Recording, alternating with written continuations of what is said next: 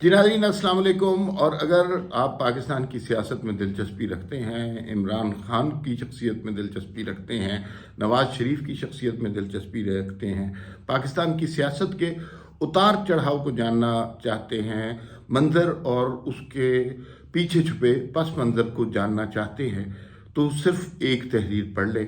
और वो एक्सप्रेस अखबार में आज जावेद चौधरी साहब का एक कॉलम शाया हुआ है। सिर्फ एक कॉलम पढ़ने से आपको इस मुल्क की 75 साल तारीख समझ आ जाएगी, और उसके लिए ज़्यादा तरद्दुद करने की ज़रूरत नहीं है। आप नेट पे ही पढ़ सकते हैं अगर आपके घर एक्सप्रेस नहीं आता।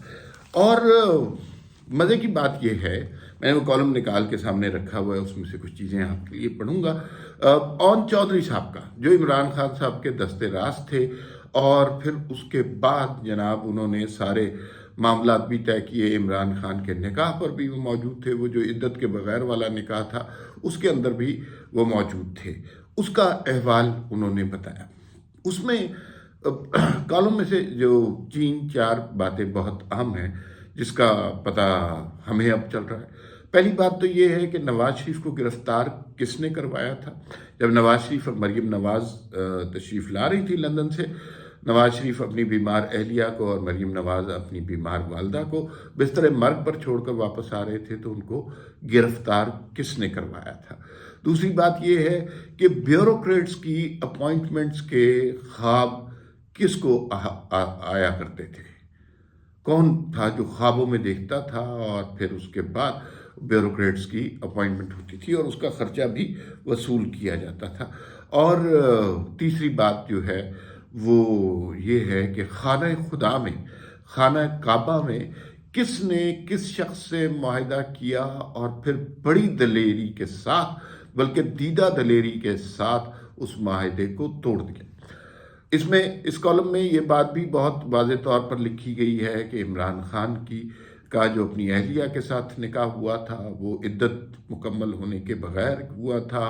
का जो निकाह खान थे वो भी इस बात पर शर्मसार थे। लेकिन ये सेकेंडरी बातें, ये इंपॉर्टेंट बातें नहीं है। हालांकि समाज में ये बातें इंपॉर्टेंट हैं, लेकिन ये अहम नहीं है। हमने ये ज़ाती वाक़यात हैं, लेकिन अहम वाक़यात हैं कि जो जिस तरह उन्होंने कहा कि जी कि वो मुल्क के ऊपर उसके जो असरात हुए, उसमें 2-3 बातें बहुत इम्पॉर्टेंट हैं कि जैसे ही बुशरा बीबी इमरान खान की ज़िंदगी में दाखिल हुई, उसके बाद कुछ अहम वाक़यात होने लगे। उन्होंने इमरान खान के करीबी दोस्तों को, मुहाफ़िज़ों को, दस्ते रास्त लोगों को और पुराने यारों दोस्तों को आहिस्ता आहिस्ता फारिग करना शुरू कर दिया। सबसे पहले उसमें बारी आई जहांगीर खान साहब की और जहांगीर तरीन साहब की, और जहांगीर तरीन साहब को उन्होंने बड़ी तरीके से फारिग कराया। और इसमें जो में ये भी बताया गया है कि बुशरा बीबी जब बनी गाला पहुंची तो एक सूटकेस उनके पास था, और फिर वो आहिस्ता आहिस्ता ना सिर्फ बनी गाला की मुमलिकत की जो रखवाली बन गई, बल्कि ये मुमलिकत खुदादाद भी उनके ख्वाबों की बुनियाद पर चलती रही। अच्छा, जब उन्होंने जहांगीर तरीन को निकलवाया, फिर उसके बाद आहिस्ता आहिस्ता इमरान खान के एक करीबी दोस्त थे इनाम खान, जो उनके रिश्तेदार भी थे, वो सरकारी रिहाइश में बनी गाला के अंदर कहीं बैठे हुए थे, उनको भी आहिस्ता आहिस्ता फारिग करवाया। और जहांगीर तरीन उनकी हिट लिस्ट में थे।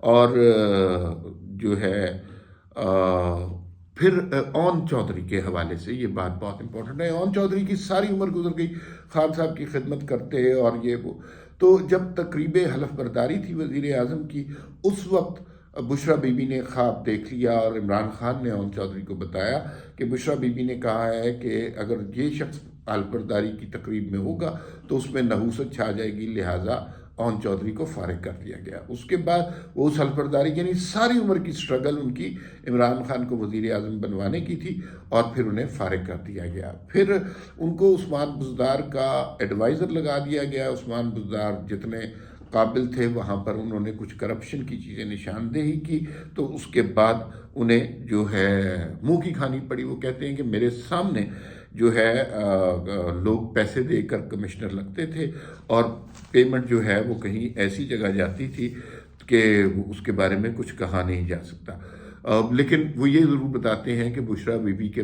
बच्चे जो हैं वो दिनों में अरबपति हो गए, मतलब महीनों में नहीं, दिनों में। اچھا، انہوں نے کہا جی کہ عمران خان کی ایک بزنس ٹائکون سے بھی انہوں نے ملاقات کروائی تھی، اور عمران خان 2014 کے دھرنے میں ان سے ناراض ہو گئے تھے۔ الیکشن کے بعد یہ خان سے صلح چاہتے تھے، ہم لوگ حکومت میں آنے سے پہلے عمرے پہ گئے۔ علیم خان اور ان کی بیگم بھی موجود تھی، خانہ خدا کا ذکر ہو رہا ہے، اور وہاں دونوں نے، عمران خان اور علیم خان گلے ملے، انہوں نے گلے شکوے کیے، اور پھر عمران خان نے کہا میں نے انہیں دل سے معاف کر دیا۔ یہ کسی چوراہے میں، کسی ہوٹل میں بات نہیں ہو رہی، یہ خانہ خدا میں بات ہو رہی ہے، خانہ کعبہ میں بات ہو رہی ہے۔ لیکن جیسے ہی عمران خان واپس آئے، عمران خان نے اس خانہ خدا میں کیے گئے وعدے کو توڑ دیا اور علیم خان کو پہلی فرصت میں گرفتار کر لیا۔ اور جبکہ وہ خانہ خدا میں کہہ رہے تھے تو اس وقت تو وہ کہہ رہے تھے کہ ہم بھائی بھائی ہیں۔ تاہم یہ جو ہے کہ کیا یہ گرفتاری اسٹیبلشمنٹ نے کروائی تھی، جس کا شور ڈال دیتے عمران خان، ہر کام کر کے کسی کے اوپر الزام لگا دیتے، تو یہ گرفتاری جو ہے اس میں بقول اون چودھری کسی طرح بھی اسٹیبلشمنٹ کا کوئی رول نہیں تھا۔ لیکن یہ اس گرفتاری کا خواب بھی بشرا بی بی نے دیکھا تھا، اور انہوں نے کہا کہ یہ ایک سچا خواب دیکھا ہے اور اب علیم خان کو گرفتار کرنا ضروری ہو گیا۔ یعنی یہ ملک جو 22 کروڑ لوگوں کے خوابوں کا ملک ہے، اس کے اندر ایک اس طرح کے خوابوں کے ذریعے حکومت ہوتی رہی، کوئی سائنس، کوئی لاجک، کوئی دلیل نہیں چلتی تھی۔ اس دور میں بس صرف یہ دلیل کافی تھی کہ خواب آ گیا ہے، بشارت ہو گئی ہے، یا اس طرح کی باتیں، اور خود ہی بنا کر یہ کرتے رہتے تھے۔ اور اس میں اون چودھری جو ہے علیم خان کو پھر گرفتار کر لیا، اس میں اسٹیبلشمنٹ کا رول نہیں تھا۔ آہستہ آہستہ اب اون چودھری چونکہ عمران خان کے قریب تھے تو وہ انہیں آہستہ آہستہ پنجاب سے بھی فارغ کر دیا گیا، اور وزیر اعلیٰ کے اسپیشل کوآرڈینیٹر کی پوزیشن سے فارغ کر دیا۔ اب علیم خان بھی فارغ ہو گئے، اون چودھری بھی فارغ ہو گئے۔ اچھا، پھر کیا یہ سچ ہے؟ ایک سوال پوچھا گیا کہ 13 جولائی کو 2018 کو جب نواز شریف اور مریم نواز لاہور ایئرپورٹ پہ اترے تو انہیں گرفتار کس نے کیا؟ اس نے کہا جی کہ یہ عمران خان نے جو ہے یہ گرفتاری کروائی تھی، اور یہ جواب انہوں نے بڑی مشکل سے دیا۔ اور 25 جولائی کو الیکشن تھے، اور 13 جولائی کو میاں صاحب واپس آئے تھے۔ تو عمران خان صاحب اس حوالے سے بہت جو ہے وہ اس طرح کی بات کر رہے تھے کہ اگر یہ لوگوں نے تقریر کر دی، یہ جلسے کرنا شروع کر دی ہے تو ہم الیکشن ہار جائیں گے۔ پھر انہوں نے درخواست کی کہ انہوں نے کہا جی جنرل فیض حمید سے نے کیا یہ کروائی تھی؟ تو انہوں نے کہا جنرل فیض حمید اس میں شامل نہیں تھی، یہ درخواست عمران خان نے ڈائریکٹ جنرل باجوہ سے کی تھی، اور جنرل باجوہ نے عمران خان کا، کیونکہ ان کے سر پہ خود اقتدار کا بھوت سوار تھا، اور انہوں نے یہ سارا کام کروایا۔ 2017 میں جنرل باجوہ کا اور عمران خان کا رابطہ ہوا تھا۔ اس دوران ایک لیفٹیننٹ جنرل کا بھی ذکر ہو رہا ہے، جس کے بارے میں اور جو ہے واضح طور پر انہوں نے ڈاٹس میں لکھا لیفٹیننٹ جنرل، اور اون چودھری اس پہ چونک گئے کیونکہ یہ نام تو کسی کو بھی معلوم نہیں تھا۔ اور تو انہوں نے جاوید چودھری سے کہا آپ کو کیسے پتہ چلا؟ تو جاوید چودھری نے مذاق میں کہا مجھے میرے موکل سے پتہ چلا۔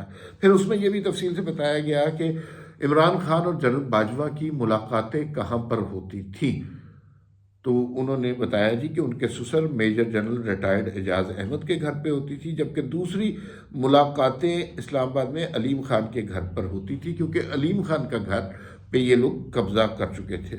اور جو پارٹیز کے حوالے سے انہوں نے بات کی، عمران خان کا جو پلے بوائے والا سلسلہ ہے، تو انہوں نے کہا جی کہ ان کا ایک دوست وکی ہوتے تھے جو موبائل زون کمپنی کے مالک تھے، ہم وہاں خان صاحب کو چھوڑاتے تھے، باقی جو کچھ خان صاحب کرتے تھے وہ ان کی اپنی ذمہ داری ہے۔